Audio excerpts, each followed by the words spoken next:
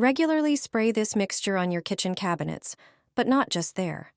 It's a natural form of protection, free of chemicals, and also wonderfully refreshing. Pour 1 cup of filtered water into a glass container.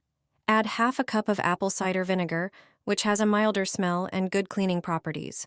Then pour in about 2 ounces of dish soap. This adds a bit of thickness and helps the mixture adhere better to surfaces.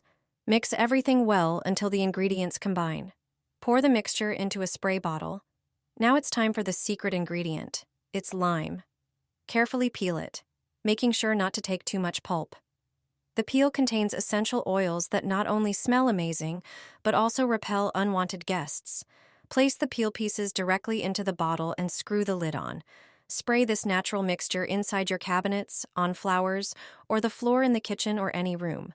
It works great and smells fresh with a hint of citrus.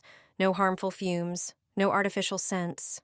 Simple, effective, and safe, just the way you like it.